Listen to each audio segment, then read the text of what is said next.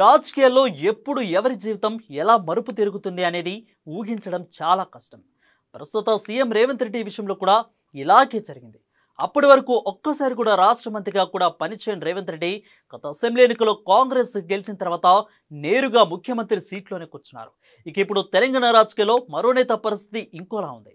ఒకప్పుడు ఒక వెలిగిన రాష్ట్రంలో ఆర్థిక శాఖ, ఆరోగ్య శాఖ మంత్రిగా పనిచేసి తిరుగులేని నాయకుడిగా ప్రస్థానాన్ని కొనసాగించిన వ్యక్తికి ఇప్పుడు రాజకీయ భవిష్యత్తును కాపాడుకోవడానికి నానా తంటాలు పడాల్సిన పరిస్థితి వచ్చింది.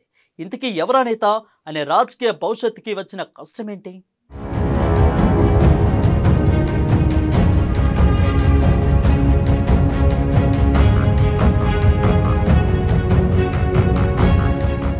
ప్రశ్నార్థకరంగా మారిన ఈటెల రాజేందర్ రాజకీయ భవిష్యత్. గతంలో ఓ వెలిగిన ఈటెల రాజేందర్ ఉప ఎన్నికలు కలుపుకొని 7 సార్లు ఎమ్మెల్యేగా ఈటెల గెలుపు. 2023 అసెంబ్లీ ఎన్నికల్లో హుజూరాబాద్, గజ్వేల్లో ఓటమి.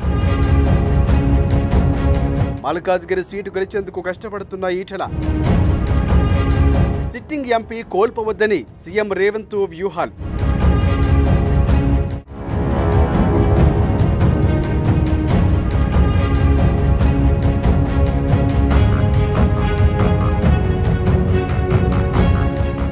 ఈటెల రాజేందర్ ఒకప్పుడు వెలిగిన సీనియర్ నాయకుడు.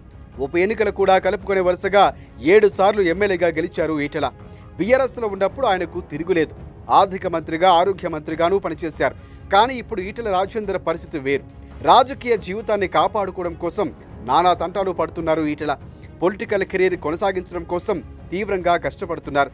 ఈ లోక్సభ ఎన్నికల్లో మల్కాజ్గిరి నుంచి బీజేపీ తరఫున పోటీ చేస్తున్న ఈటెలకు ఎలక్షన్ చావో రేవో లాంటిదని చెప్పాలి.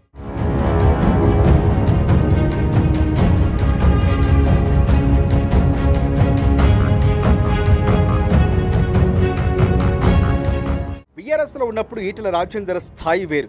కానీ బీఆర్ఎస్ ప్రభుత్వాన్ని ప్రశ్నించి కేసీఆర్ ఆగ్రహానికి గురైన ఈటెల పార్టీ నుంచి బయటకు వెళ్లాల్సి వచ్చింది.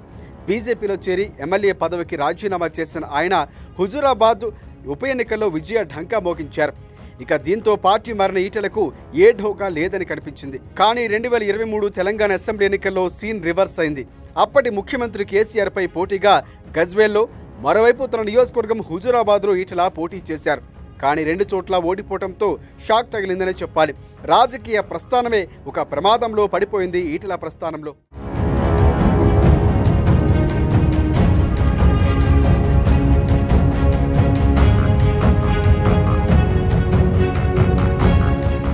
ఇక ఈ పరిస్థితుల్లో హైకమాండ్తో చర్చించి మల్కాజ్గిరి ఎంపీగా పోటీలో నిలిచారు ఈటెల. బీజేపీ తరఫున ఈటెల తాజాగా నామినేషన్ కూడా వేశారు. ఎన్నికలో గెలుపు ఈటెలకు అత్యవసరం. ఓవైపు బీజేపీ పార్టీలో ఈటెలపై కాస్త వ్యతిరేకత ఉన్నప్పటికీ వాటన్నింటినీ దాటి మల్కాజ్గిరి రేసులో నిలిచారు ఈటెల. కానీ ఇక్కడ విజయం అంత సులభం కాదు. ప్రస్తుతం ముఖ్యమంత్రి, పీసీసీ అధ్యక్షుడు రేవంత్ రెడ్డి గత లోక్సభ ఎన్నికల్లో ఇక్కడ గెలిచారు. సిట్టింగ్ స్థానాన్ని కోల్పోకూడదనే పట్టుదలతో ఉన్నారు సీఎం. అందుకే కాంగ్రెస్ అభ్యర్థి పట్నం సునీతా మహేందర్ రెడ్డి గెలుపు కోసం తీవ్ర కసరత్తులు చేస్తున్నారు సీఎం.